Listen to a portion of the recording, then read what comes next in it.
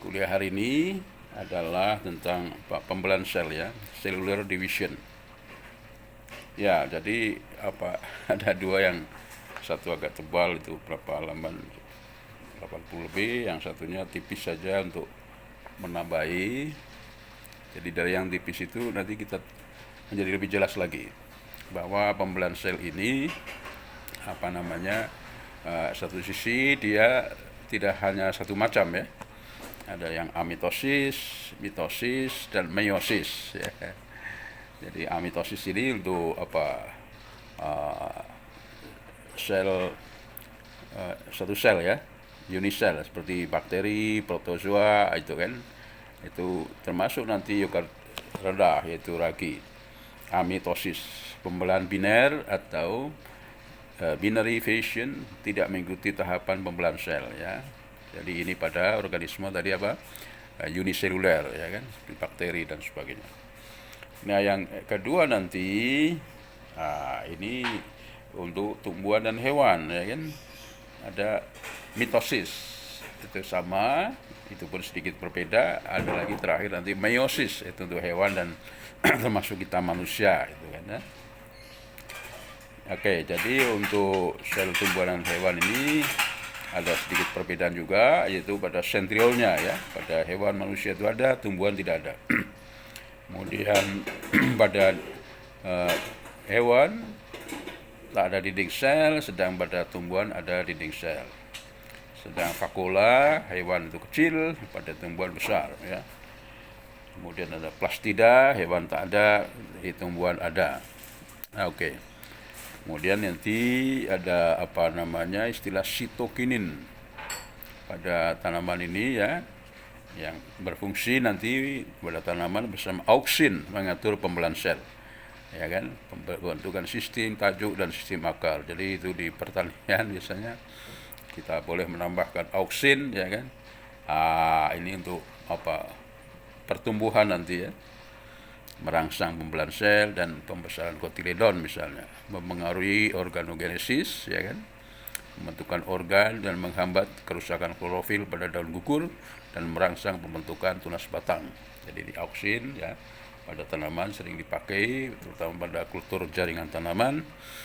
Demikian juga nanti ada pupuk yang lain ya, untuk daunnya berbeda dengan batangnya, berbeda dengan akarnya. Oke, itu beberapa hal sedikit perbedaan ya kan antara bakteri, tumbuhan, hewan dan manusia. Di samping itu nanti kalau tanaman tidak ada meiosis ya kan. Ini manusia, hewan ada meiosis kan, berhubungan dengan masalah pembelahan kromosom seks ya kan.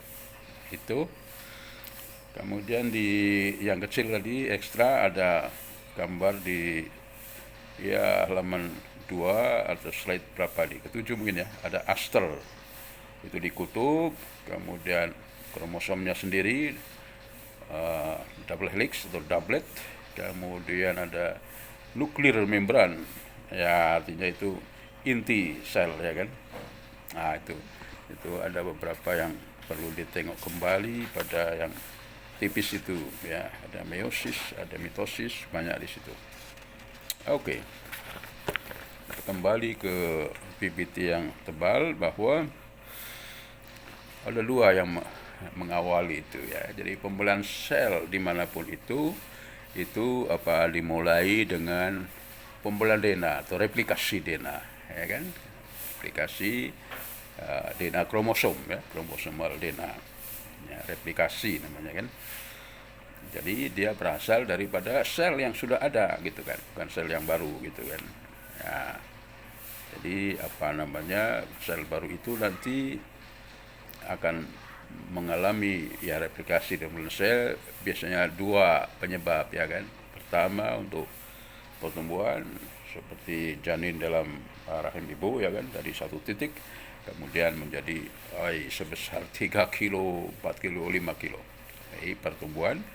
Yang kedua ya kita yang sudah lahir ini ya kan, kalau yang masih muda masih ada pertumbuhan, tapi kebanyakan dari kita nanti, apalagi mahasiswi, apalagi saya, adalah untuk mengganti yang rusak, sel yang rusak, yang istilahnya hampir mati, itu tua, itu diganti yang baru, ya kan? Itu pembelahan sel.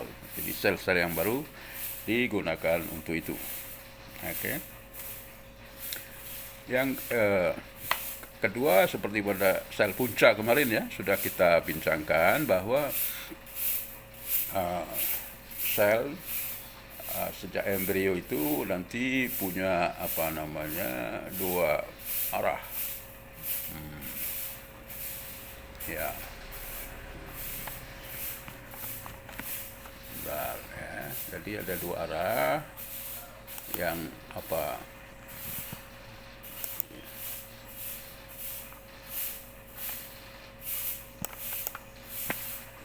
maaf, sering ada gangguan jaringan. Jadi kita bayangkan di dalam sel punca kemarin pada waktu zigot kemudian apalagi menjadi embrio itu mempunyai dua arah, ya kan? Dua sifat. Yang pertama memperbanyak diri, ya, proliferasi, ya kan? Baik pada janin di perut ibunya utamanya, kemudian nanti setelah sebelum atau balita, ya, kemudian nanti sampai akil balik, ya, itu perkembangan proliferasi itu banyak di sana.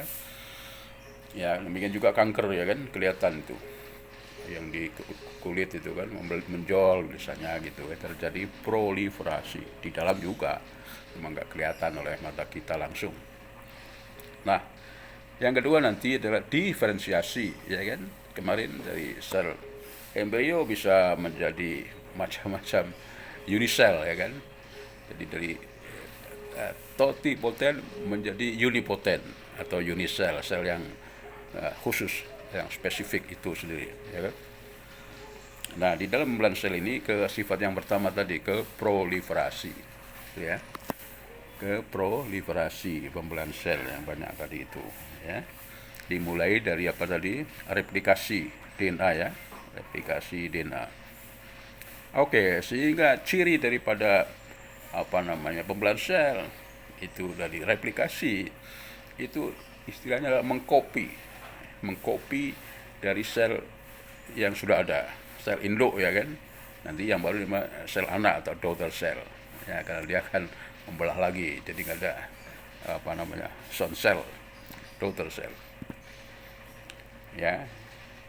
Jadi pada replikasi itu terjadi, ya, memasang basa, ya kan, kita kenal nanti A dengan T, G dengan C, C dengan G, T dengan A, pasang memasang.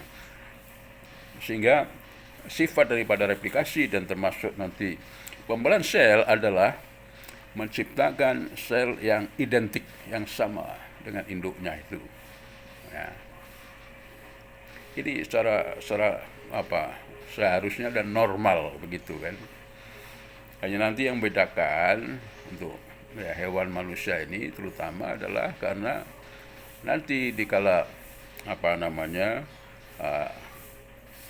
kromosom DNA, ya kan, masih di dalam sel yang ada di dalam tubuh, mulai dari dalam tubuh ibunya ini sangat rentan, ya kan, terjadi suatu mutasi, ya kan. Nah, mutasi itu bisa karena salah pasang basa, ya kan, bisa karena desakan dari benda-benda yang masuk terutama ke perut ibu gitu kan, sehingga nanti mutasi hanya bisa saja satu pasang basa saja, bisa lebih, ya kan, berubah dan sebagainya. Nah, sehingga nanti di pembicaraan tentang mutasi nanti di biologi molekuler itu kan, sehingga nanti bisa saja seorang anak lahir terjadi kelainan, gitu kan. Kelainan itu ada dua macam, memang diturunkan dari bapak ibunya yang memang ada kelainan, penyakit misalnya saja, bisa juga proses di dalam setelah bertemu, ya, jadi zigot kemudian menjadi embrio berkembang. Di sini pun bisa menerima mutasi, ya, terutama dari ibunya yang mengandungi kita itu, ya. Jadi secara umum maka replikasi dan pembelahan sel itu harus setepat mungkin sehingga sel anak itu daughter cell sama dengan mother cell, ya kan, dengan induknya gitu. Itu yang kita lihat di halaman 2 itu kan, keeping cells identical, kemudian ada DNA replication, ya. Oke. Jadi nanti daughter cells itu identik dengan parent cell, ya. Oke. Kemudian kita lihat kromosom nanti bahwa memang ada perbedaan, ya, prokariotik dan eukariotik kromosom. Ya, sering saya ulang bahwa di prokariot kromosom itu bakteri misalnya, ya kan, dia kromosom DNA-nya berbentuk sirkular, ya kan. Kemudian dia seperti ikan di dalam akuarium, ya, ikan di dalam akuarium. Jadi bebas begitu karena tidak ada inti sel, tidak ada nukleus, ya kan, prokariot. Sedang eukariot, dan itu single saja, satu saja pada prokariot, bakteri. Sedang pada eukariot, ya, kromosom eukariot ada dua, kan. Kromosom eukariot itu selain DNA, kromosom DNA juga ada RNA dan ada protein yang disebut histon yang bulat-bulat itu, ya. Nah, itu pengertian kromosomnya. Yang kedua, jumlah daripada kromosom DNA pada eukariot, ya kan, berbeda mulai dari 10 kromosom sampai 50 kromosom pada umumnya, kan. Manusia berapa kromosom? Ada 46, ya, atau 23 pasang identik, ya kan, kromosom. Pada manusia ada dari total 46 kromosom. Bakteri hanya satu. Nanti pada hewan pun macam-macam, ya kan, beda-beda. Yang dekat malah kromosom babi itu sehingga untuk riset, ya kan, memakai babi itu baik, tapi tidak untuk dimakan. Oke. Kemudian masih ingat kemarin kromosom DNA ini panjangnya masing-masing orang ini berapa tadi? 800, ya, jarak bumi bulan, ya kan. Tapi nanti oleh Tuhan dikempiskan, dipuntir, dikempiskan menjadi sangat-sangat kecil, ya kan. Ya, jadi dia kromosom disebut juga kromatin nanti, ya. Jadi kalau membelah nanti akan berubah lagi menjadi kromatin. Oke, jadi itu kromosom pada hewan dan manusia. Jadi ada histon, ya, proteinnya histon. Oke. Kemudian kromosom pada pembelahan sel nanti berhubungan dengan tempat-tempat yang penting, ya kan. Jadi di tengah kromosom itu ada biasanya dua, begitu kan, dua tangan, dua kaki disebut kromatid. Kemudian di tengahnya yang menggabungkan disebut sentromer menggabungkan dua kromatid itu, ya. Kemudian pada hewan manusia ada kromosom seks, ya kan, X dan Y. XX untuk perempuan, YY untuk XY untuk pria manusia atau jantan, ya kan, pada hewan. Oke. Jadi tadi yang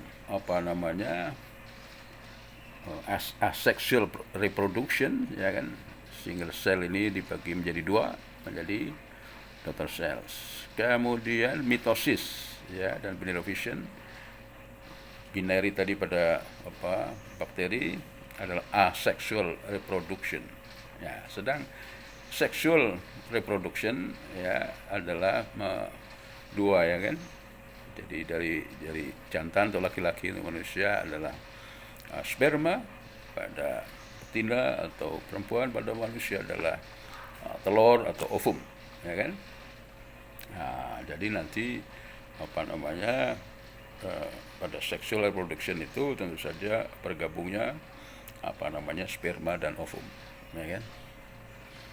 Oke, jadi pembelahan sel pada prokariot di slide 23, 24, ya kan, akan kelihatan sekali satu pembelahan yang sederhana sekali, ya kan, dari satu, kemudian mulai ada replikasi DNA-nya, kemudian tinggal membentuk dinding sel di tengah-tengah, ya, jadilah dari satu menjadi dua, ya, anakan sel yang identik. dia prokariot. Nah, pada eukariot, ya kan, itu ada namanya cell cycle. Ya, mungkin di situ dari kecil dibesarkan, ya kan. Jadi ada G, ada S, ada M, ada C, ya kan. G itu G1, G2 itu growth, ya, fase pertumbuhan. Nah, G1 yang pertama, yang kedua ya secondary itu, yang kedua, ya. Nah, S tadi berhubungan dengan sintesis, jadi replikasi. M adalah mitosis, kemudian G tadi, G2 ya, itu ada interfase, persiapan M, mitosis. Kemudian nanti kalau membelah namanya sitokinesis. Ya, sitokinesis. Oke. Jadi pada G1 phase itu nanti ada interfase. Ya. Di G2 juga ada interfase. Jadi itu persiapan, ya kan, pembelahan sel. Ya. Jadi memperbanyak diri, ya kan, sitoplasma, organel, ya, dan sebagainya, ditingkatkan jumlahnya, persiapan untuk membelah, ya kan. Ya, S tadi replikasi, ya, sintesis. Jadi mengcopy kromosom DNA. Sedang G itu ini setelah DNA di copy, ya, kemudian nanti juga persiapan untuk selanjutnya adanya centriole, organelles and proteins synthesis, ya, pada G2. Oke. Jadi dimulai dari persiapan mitosis adalah interface, ya. Jadi nanti nukleus dan nukleolus, inti selnya itu akan lebih nampak lagi, inti sel lebih nampak lagi, ya kan. Kemudian ada centriole pada hewan, replikasi. Nah, kromatin tadi, ya, bagian dari kromosom juga direplikasi.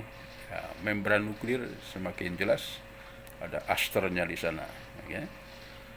Jadi replikasi pada interface, kemudian ada centrioles, ya, siap untuk membelah, kemudian ini persiapan, ya, untuk pembelahan sel. Jadi lanjut kita ke mitosis, ya. Jadi ada 4 stase pada mitosis tadi. Setelah didahului interfase ada 4, ya.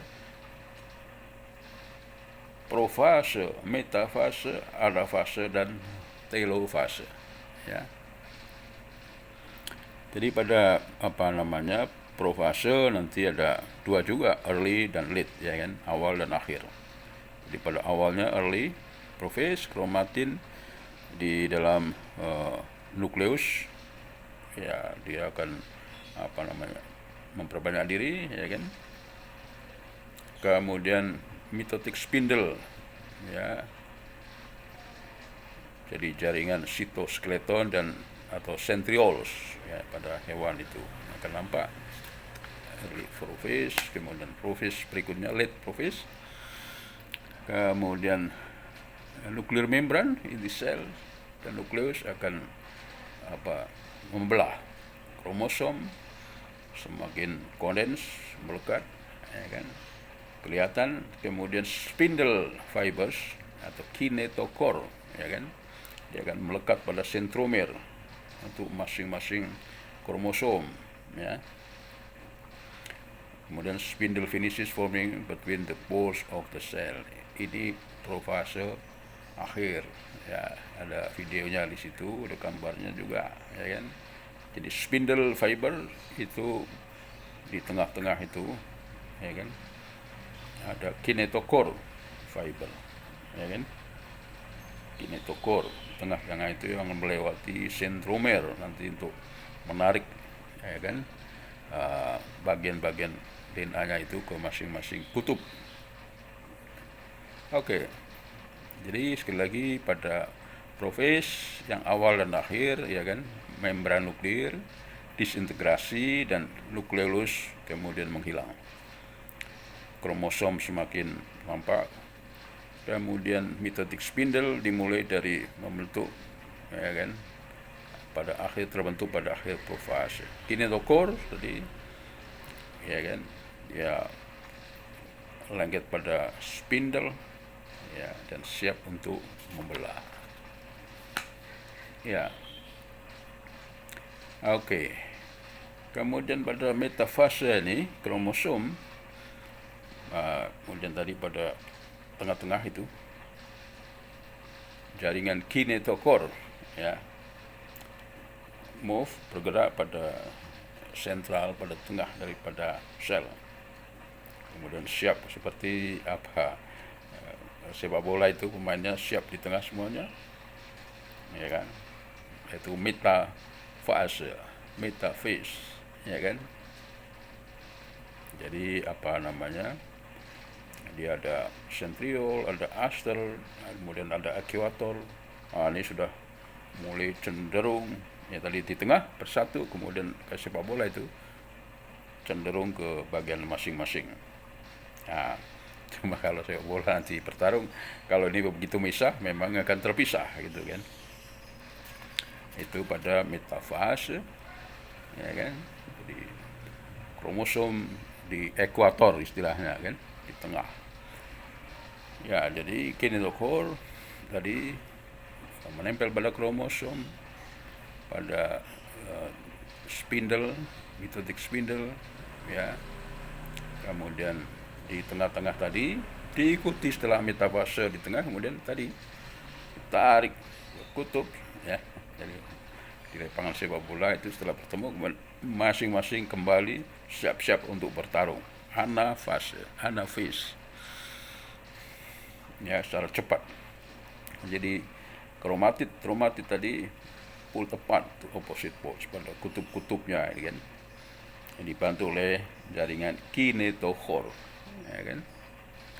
Jadi di anafase ini pemain sepak bola sudah siap-siap di masing-masing apa namanya depan gawang itu kan, ya, set begitu. Ini anafase, siap-siap bukannya untuk bertanding tapi untuk berpisah, ya. Ya, oke. Jadi pada anafase ini sentromer dibagi dua, ya kan? Kemudian jaringan spindle menarik kromatid, ya, sister kromatid itu kepada kutub yang berbeda, ujung berbeda, ya, daripada sel. Kemudian masing-masing kutub pole, ya kan, ya, dia mempunyai pemain sepak bola yang identik, yang sama gitu kan. Jadi beta fase, anafase, kemudian lanjut ke telofase, ya. Jadi pada telofase ini sudah mulai membentuk pemisah, ya kan. Jadi sitokinesis yang nanti akan membelah, sudah siap-siap, ya kan. Ya, jadi nuclear envelope forms around each set of sister chromatids. Oke. Jadi pada anafase dan telofase itu yang tadinya misah begini, telofase lebih lebih jelas lagi, ya. Ya, jadi kinetochore pada telofase yang nampak lagi, ya. Kemudian polar microtubules, ya, continue to elongate, ya kan, proses preparing cell for cytokinesis. Nuclear membrane reforms lagi, intinya muncul lagi nuclear membrane reform. Kemudian nukleolus intinya yang muncul lagi, kemudian kromosom dekondens semakin kuat, terutama di tengahnya itu, ya kan. Pada telophase ini kemudian mulai nukleolus reappears, cytokinesis muncul, kromosom nampak lagi pada sebagai kromatid.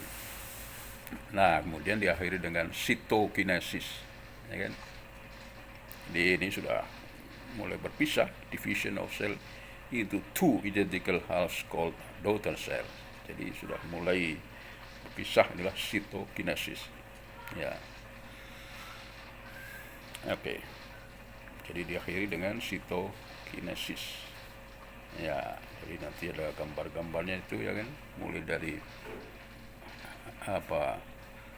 hewan, ada sel hewan ya kan, akan kelihatan sudah pembatasnya sudah siap. Itulah adalah stase mitosis ya kan. Jadi pada anak-anak dari hasil sel anak-anak dari mitosis ini mempunyai jumlah kromosom masing-masing sama dengan induknya ya, identical to each other. Tetapi waktu hasil pembelahan ya masih sedikit ya kan, masih kecil maksud saya ya kan. Lanjut nanti membesar pada G1 ya, interface menjadi dewasa gitu ya. Oke.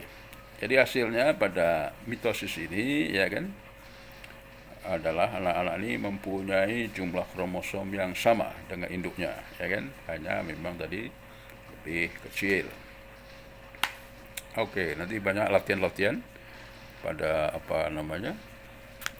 review of mitosis ini ya kan, untuk memberi nama-nama itu perlu dilatih juga ya kan. Test yourself over mitosis. Oke. Ya, ada kuis-kuisnya dan sebagainya, bagus untuk latihan. Nah, yang kedua nanti adalah sebelum yang kedua nanti kita tahu bahwa di mitosis ini apabila terjadi kelainan, terjadi mutasi ya kan, yang istilahnya sel-sel yang rusak harus dibuang, malah ikut membelah. Ini terjadi pada sel kanker ya kan, onkogen namanya. Jadi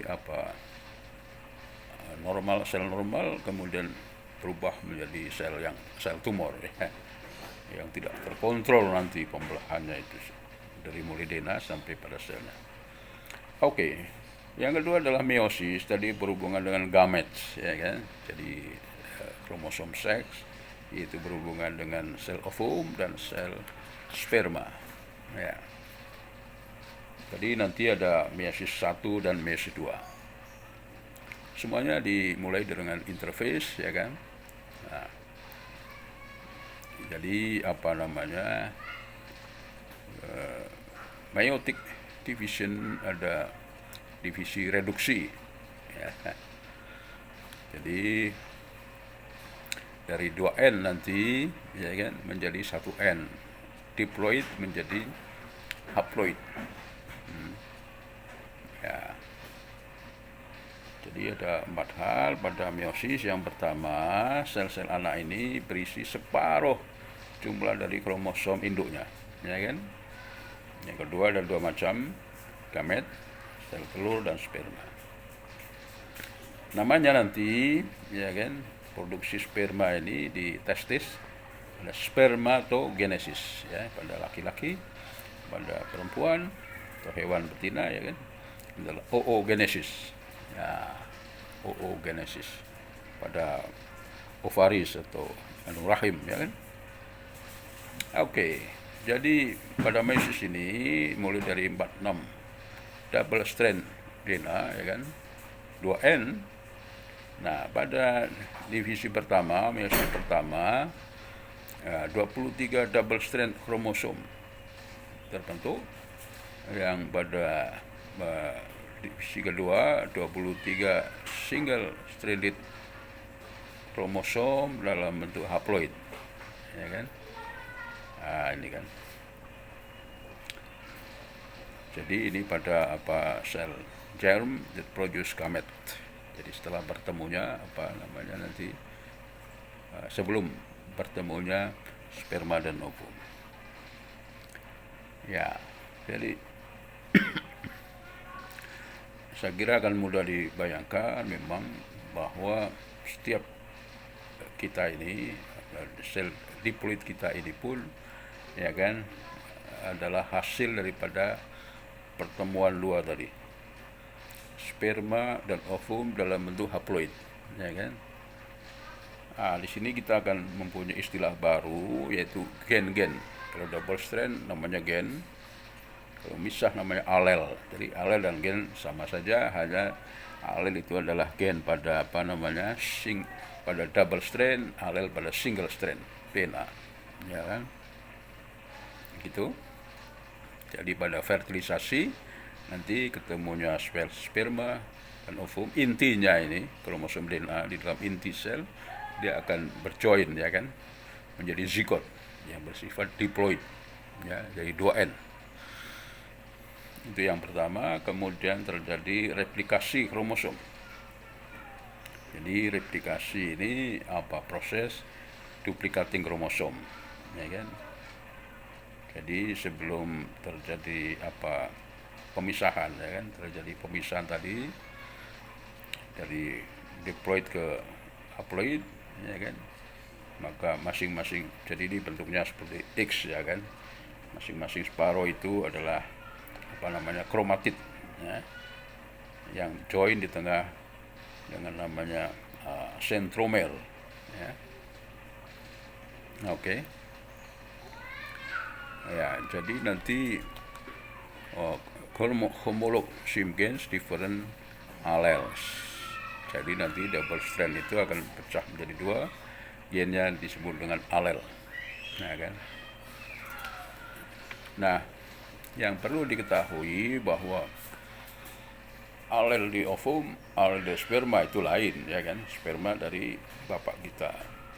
Nah, alel-alel, ya, separuh dari gen ini, ya, itu adalah membawa gen-gen dari kakek nenek dan moyang, ya kan. Jadi nanti kita paham bahwa sperma itu, ya, dibuat setiap hari ini rata-rata 250 juta, ya kan, kalau masih muda. Malahan ada yang bisa sampai 500 juta katanya, kan. Ya, kalau setua saya nggak tahu berapa biji saja, nggak tahu, belum ada pembedaan, ya kan, umur berapa berkurang, ya kan. Tapi puncaknya nanti memang di umur sekitar 20 saya kira, itu dipelajari sendiri, ya. Nanti memang secara fisik, ya, seorang laki-laki dan perempuan itu menikah secara biologis itu sekitar umur 20-an gitu kan. 500 juta per hari, ya kan. Hanya kalau laki-laki tadi setiap hari diproduksi, perempuan ovumnya hanya sekali dalam sebulan, itu, ya. Oke. Jadi minta kita lihat di halaman berapa nih, 22, 80 sekian, ya. Meiosis membentuk haploid gametes, ya kan. Jadi dari ibu nanti satu saja, dari bapak satu saja DNA-nya, ya kan. Kemudian join menjadi zigot, ya kan, jadi 2 lagi. Jadi di zigot, hasil pertemuan sperma dan ovum ini, dia mengandung macam-macam sifat, ya kan, macam-macam gen. Sebagai dari bapak dan ibunya memang, tapi tadi dipengaruhi oleh nenek moyangnya, itu kan. Sehingga nanti ada ada disebut crossing over. Jadi dari 2 itu tadi ada crossing over, ya kan. Nanti kita lanjut, ya kan. Oke, jadi kita lihat pada pembelahan sel pada meiosis itu tadi, ya kan. Jadi diploid, ada yang gen biasa, ada yang membawa kromosom seks, itu kan. Terbagi 2 dulu, ya kan. Kalau perempuan ya ada X dan X, kalau laki-laki X dan Y, ya kan. Ya, jadi ada chromatid sister yang bersifat haploid nanti, ya kan. Dari diploid menjadi haploid. Jadi sperma masing-masing itu nanti dia akan membawa gen yang berbeda-beda satu sama lain, ya kan. Sehingga nanti walaupun adanya 20 atau 100 sperma, kan dibetulnya satu sperma saja, dia membawa gen yang berbeda satu dengan yang lain. Sehingga hanya banyak pun nanti dari fisik berbeda, apalagi sifat-sifatnya, ya, banyak berbeda. Oke, di situ suatu rahasia tersendiri ya kan, karena tidak hanya masalah fisik, tapi juga sifatnya ya kan, pandai bodohnya ya kan, akhlaknya baik dan enggak itu ada di sana juga ya kan. Jadi orang tua yang baik ya pada umumnya akan anaknya membawa gen-gen yang baik-baik gitu kan. Bapak ibunya buruk akan membawa gen-gen yang buruk juga gitu kan. Jadi sangat dipengaruhi oleh gen daripada orang tua masing-masing, walaupun nanti pengaruh lingkungan sejak dalam kandungan juga berpengaruh.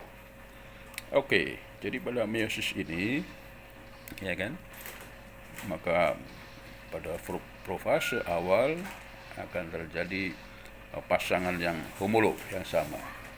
Kemudian tadi crossing over sudah mulai ya.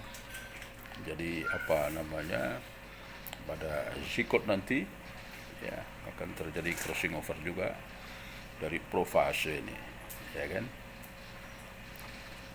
Crossing over pada profase pertama dari apa namanya meiosis, kemudian profase akhir late prophase ya, kromosom spindle forms, kemudian nuclear envelope fragment terbentuk ya. Oke, jadi pada profase yang pertama ya kan terbentuk tetrad forms ya. Jadi apa, sama-sama sister kromatid yang identik nanti akan join, disebut dengan sinapsis ya. Itulah pada sinapsis itu terjadilah crossing over, pertukaran gen ya kan. Jadi gen apa namanya ini dari bapak kita, ibu kita ini bisa saling tukar menukar ya kan.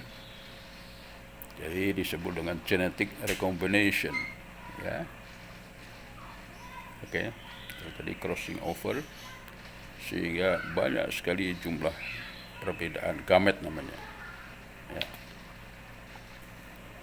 Oke, kemudian tadi pada metafase semuanya ada di tengah, kemudian anafase menarik ke kutub masing-masing, telofase sudah jadi sama dengan apa mitosis ya, membelah itu masing-masing apa namanya sperma dan ovum sama saja. Kemudian lanjutnya adalah meiosis kedua ya. Jadi di sana nanti meiosis kedua membuat gamet ya dengan satu kopi dari masing-masing kromosom atau one copy masing-masing gen. Jadi ada apa namanya tadi ya, seperti mitosis juga dari jumlahnya ya. Jadi pada profase itu jadi dari 2 tadi anak-anak kemudian menjadi 4 ya, anak-anak ya. Kemudian profase kedua, metafase kedua ya kan. Jadi di tengah-tengah, kemudian anafase kedua ini sudah mulai ke kutubnya, sedang pada telofase ya, ini sudah memisah ya kan.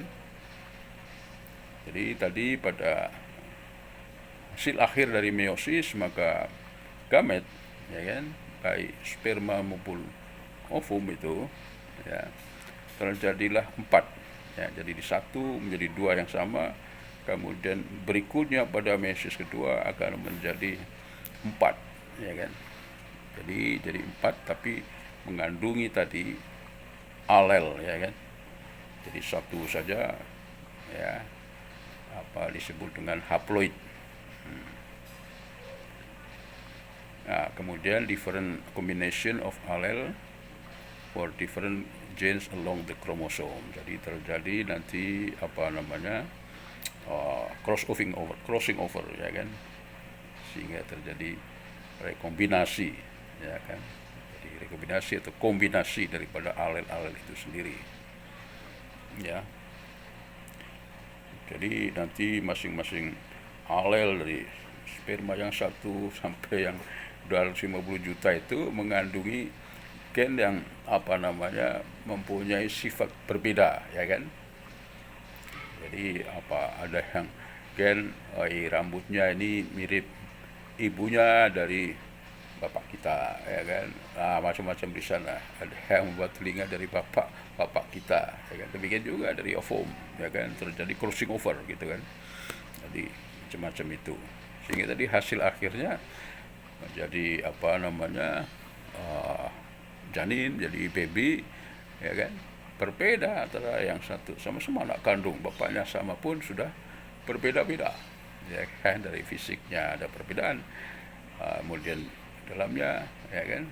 Demikian juga sampai pada penyakit keturunan, ya kan. Jadi saudara saya yang juga saudara sepupu tadi, ya kan.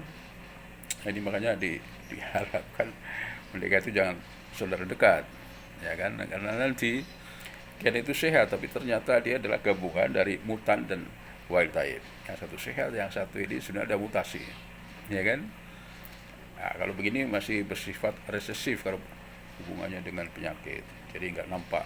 Tapi kalau nanti ini ovum kemudian sperma yang sama alelnya ini mutan dengan mutan, maka menjadi dominan, ya kan. Jadi banyak sekali pernikahan saudara dekat, ya kan, akan menimbulkan penyakit keturunan, ya. Nah, itu ya. Jadi ada seperti begitu, ya kan. Yang kedua tadi ya berbeda ya, satu anak pertama, kedua sampai ke 20, ya kan, ya akan berbeda karena masing-masing sperma utamanya ini membawa gen yang berbeda-beda, ya kan. Nah, demikian juga ovum, dia juga sebelum memisah menjadi haploid, dia terjadi crossing over dulu, ya kan. Jadi dia juga membawa sifat yang berbeda-beda, ya kan. Ya, pada bulan pertama, kedua, ketiga, sifat daripada haploid itu berbeda dari ibunya, dari bapaknya yang ratusan juta juga sama, ya kan. Oke. Itu pada meiosis, ya kan. Oke, jadi spermatogenesis, produksi sperma dan pembelahannya itu ada di testis, ya kan. Ada 4 spermatid namanya, kan. Ya, kemudian dia pematangan sehingga menjadi sperma, ya. Jadi di situ di halaman 104, ya. Ya, laki-laki memproduksi sekitar 250 juta sperma per hari, ya. Ya, itu terjadi pada testis, nanti dilihat ya, gambarnya ada. Kemudian itu spermatogenesis dari satu sel dewasa, kemudian punya dua anak ini berkembang menjadi 4, ya kan, yang bersifat haploid. Sedang pada perempuan, ya, pada hewan betina, pada oogenesis, ini pada ovaris, ya, pada kandung rahim, ya kan. Jadi ada 3 polar bodies, ya, yang mati kemudian 1 yang hidup. Oke. Jadi nanti yang telur yang belum dewasa disebut oosit, ya, pada pubertas nanti bukan oosit, ya kan, menjadi menjadi ovum dalam waktu 28 hari. Jadi bergeser, ya, setiap bulan itu. Oke. Anda lihat nanti proses oogenesis pada ovaris, ya kan. Jadi 1 menjadi 4, ya kan, sel-sel haploid itu sendiri. Oke, jadi dari PPT kita bisa lihat perbandingan antara mitosis dan meiosis, ya kan. Jadi mitosis jumlah pembelahan itu hanya 1 kali, kada meiosis 2 kali, ya. Kemudian anakan kalau mitosis dari 1 menjadi 2, kalau meiosis 1 menjadi 4, ya kan. Kalau pada mitosis secara genetik DNA-nya sama persis dengan induknya, tapi meiosis tidak, ya kan. Jadi ada crossing over, ya. Ada tukar menukar gen di kromosomnya. Jadi kalau mitosis, sel-selnya ini sama persis dengan induknya, sedang pada meiosis ya masing-masing tadi sel baik sperma maupun ovum itu hanya separuh gen daripada orang tuanya, ya kan? Maka disebut untuk mitosis itu somatic cell, meiosis itu germ cell. Kalau mitosis itu sepanjang hidup ya, manusia ini, kalau meiosis kalau tadi pada pematangan sel seks gitu ya. Kemudian mitosis itu ya untuk pertumbuhan dan perbaikan. Nah, meiosis tadi adalah untuk reproduksi seksual gitu ya. Nah, jadi kesimpulan daripada pembelahan sel ini tadi yang pertama didahului dengan pembelahan DNA atau replikasi ya. Ya. Kemudian ada mitosis dan meiosis. Ya, itu seluruh tubuh ya kan itu mengalami mitosis. Kalau untuk kromosom atau seks itu separuh ya, mitosis separuh meiosis nanti. Istilahnya meiosis pertama dan meiosis kedua. Yang ketiga pada meiosis pertama sebelum dia misah masing-masing terjadi crossing over ya kan, sehingga terjadi rekombinasi ya kan. Baik ovum maupun sperma ini nanti sebelum menjadi haploid dia mengalami itu ya kan, sehingga nanti memang berbeda gen-gen yang dibawa di haploid dengan induknya ya kan pada dari orang tuanya ya kan, lebih bervariasi lagi itu kan, lebih bervariasi lagi. Nah, di situ yang diperhatikan dua hal ya. Yang pertama tadi untuk mencegah penyakit keturunan itu diharapkan jangan terlalu dekat menikah antara Anda yang belum menikah ini jangan dengan calonnya, nanti diperhatikan kalau bisa ya diupayakan jangan saudara sepupu itu kan, walaupun sah secara agama, tapi itu resiko untuk menurunkan anak yang membawa penyakit keturunan walaupun hanya diabetes, hipertensi itu menjadi semakin kuat kalau saudara dekat. Apalagi yang ditakuti adalah penyakit yang lain ya kan, penyakit gila, epilepsi dan sebagainya itu ya kan. Itu. Nah, kemudian tadi yang terakhir bahwa walaupun seseorang bapak ibu punya 20 atau lebih anak kan, itu tadi fisiknya, sifatnya berbeda satu sama lain karena memang membawa sperma yang satu dengan nanti adiknya itu berbeda ya kan. Ya walaupun ada yang istilahnya itu dominan ya kan, ada yang dominan sifat-sifatnya itu, demikian juga wajah dan sebagainya adalah kemiripan satu sama lain itu sendiri kan.